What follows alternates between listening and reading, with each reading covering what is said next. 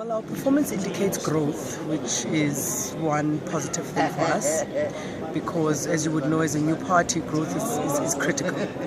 We have stated in no uncertain terms that in South Africa we aim to bring radical economic change through obviously our nationalization and land expropriation programs and policies.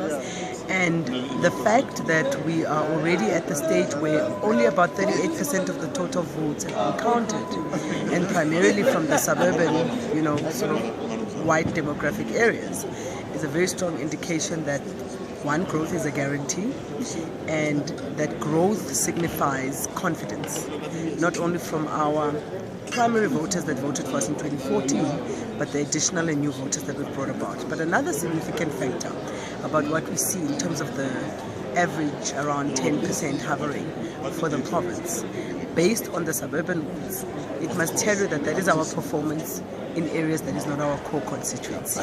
So once the balance of the 60% of the votes come in the next few hours, which comes from our core constituencies, well, the rest is pretty much a given.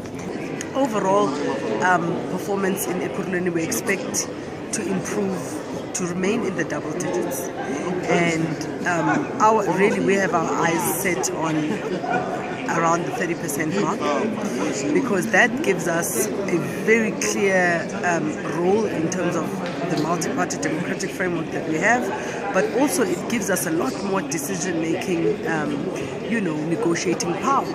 For instance, a coalition is not the only option, and we are not yet, the party has pronounced, and our national leadership as well, and in terms of the agreement with our national structures, we are not opposed to coalitions, except with the governing party. Because if voters do not give you, as a governing party, a ruling majority, it means they don't want you. So if any other party comes into play and gives you what you need to win, you're going against the will of the people, and that's not us. We're a people's party. That's why we call it the People's Municipality. The DA, as an official opposition, that's another story. It will have to talking about coalitions now. Yeah, in terms of coalitions, you would know coalitions are very delicate matters, and to a certain extent your policy position and your ideological outlook in terms of how you want to create jobs and change the economic framework.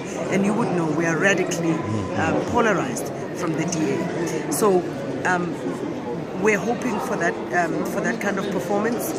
At least by the time we reach the 80% mark today of results, we should have a fair idea whether our wishes would be realized.